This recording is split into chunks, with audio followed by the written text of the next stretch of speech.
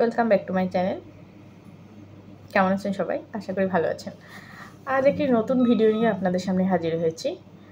আমার আজকের ভিডিওর বিষয় স্ট্রোক রোগীর পরিচর্যা, অর্থাৎ বাসায় যাদের স্ট্রোকের রোগী রয়েছে সেই সব রোগীদের পরিচর্যা কেমন হবে, তাদের কিভাবে যত্ন নেবেন, সেই বিষয়ে কথা বলবো আমি।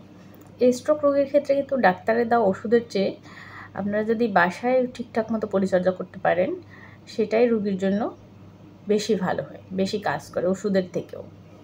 ওষুধের কাজটা করবে, কিন্তু রোগীর যে সার্বিক পরিচর্যা সেটা যদি আপনি করতে পারেন, আপনার রোগী দ্রুত সুস্থ হয়ে উঠবে।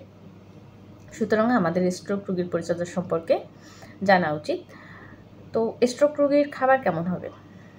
আমরা সাধারণত দেখি যে স্ট্রোক রোগীরা মুখে খাবার খেতে পারে না, তাদের নাকে এনজি টিউব বা নল যেটাই বলি দিয়ে খাবার খাওয়ানো হয়।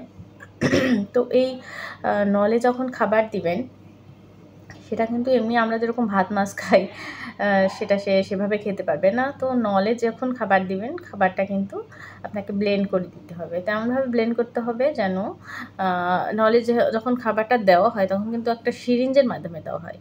তো এমনভাবে ব্লেন্ড করতে হবে যেন সেই সিরিঞ্জটাতে খাবারটা আটকে না যায়। এক মিহি করে ব্লেন্ডটা করতে হবে। তো খাবারটা সাধারণত স্ট্রোক রোগীর জন্য 2 ঘন্টা পরে পরে দেওয়া হয়।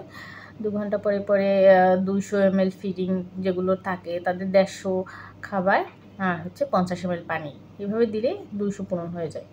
তো এভাবে 2 ঘন্টা পরে পরে খাবারটা দিতে হবে। রোগীর পজিশনটাকে কিন্তু খুবই গুরুত্বপূর্ণ। স্ট্রোক রোগীর ক্ষেত্রে 2 ঘন্টা পরে পরে পাশ পরিবর্তন করে দিতে হবে। 2 ঘন্টা পরে যদি পাশ পরিবর্তন না করা হয়, তাহলে দেখা যাবে যে কিছু কিছু জায়গায় রোগীর শরীরে ঘা হয়ে যাচ্ছে। যেসব জায়গাতে বেডের প্রেশার পড়ে, বিছানার প্রেশার পড়ে বা যেখানে হচ্ছে চামড়া থাকে শুধু, সেই সব জায়গাতে কিন্তু ঘা হওয়ার সম্ভাবনা বেশি থাকে, সেখানেই হয় ঘাগুলো। তো এই জন্য অনেকেই রেক্সিন ব্যবহার করতে চায়, কিন্তু না, রেক্সিন কিন্তু ব্যবহার করা উচিত হবে না। আপনাদের একটা পাতলা কাঁথা ব্যবহার করতে পারেন। এছাড়া যারা একটু সামর্থ্যের মধ্যে আছেন, তারা এক ধরনের বেড পাওয়া যায়, ইলেকট্রিক বেড বা নিওমেটিক বেড আমরা যেটা হসপিটালে বলি। এই নিওমেটিক বেডটা হচ্ছে এয়ার বেডও বলা হয় এটাকে। বাতাস ঢুকানো হয় ইলেকট্রিসিটির মাধ্যমে এবং একটা মেশিন থাকে, ওই মেশিনের মাধ্যমে বাতাসটা দেওয়া হয় বেডের ভিতরে। তো ওই বেডটা যদি শরীরের নিচে দেওয়া হয় তাহলে কিন্তু প্রেশার পড়ে না। তো সেক্ষেত্রে ঘা হওয়ার সম্ভাবনা একটা কম থাকে।